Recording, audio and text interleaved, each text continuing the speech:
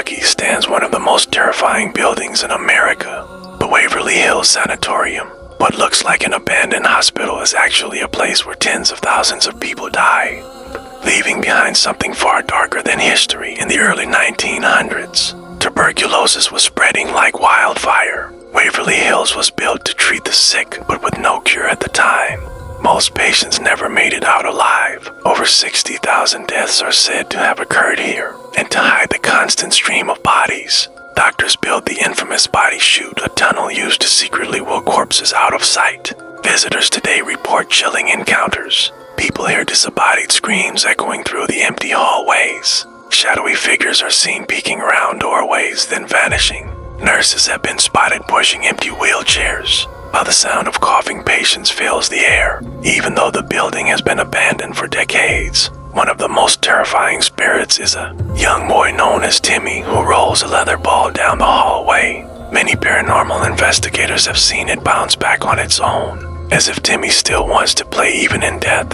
Others claim to hear the cries of patients begging for help, or the footsteps of doctors walking above them. Some say they've seen full apparitions of patients, still wearing hospital gowns, faces pale, eyes empty, staring straight into theirs. Waverly Hills is not just a relic of disease, it's a monument of trapped souls. Those who enter rarely leave without feeling the weight of its darkness. But if you're brave enough to visit, what might you find? The sanatorium sprawls before you like a skeletal hand, its 5 long fingers, reaching, grasping at the hill. You step inside and the air grows thick, heavy with the scent of decay and despair.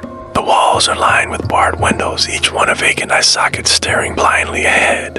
As you walk the endless hallways, the floorboards groan under your feet, whispering tales of those who came before. The silence is deafening, broken only by your own ragged breathing and the distant drip of a leaky pipe.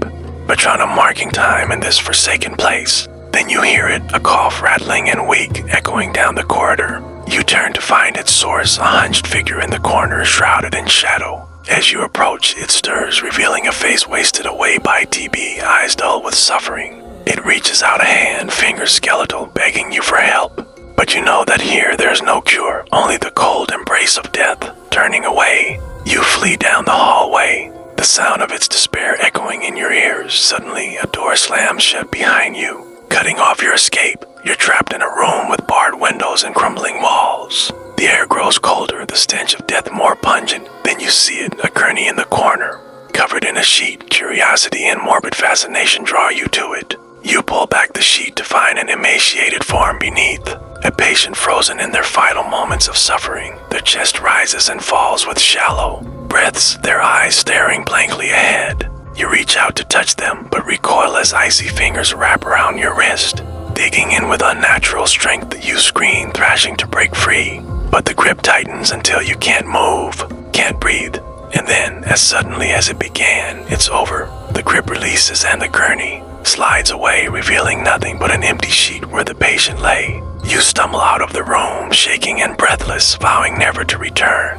But as you look back, the door is gone, replaced by a blank wall. You're trapped in a maze of death with no way out. And in the silence that follows, you hear the whispers of the damned reaching out to you from the darkness, begging you to join them in their eternal suffering.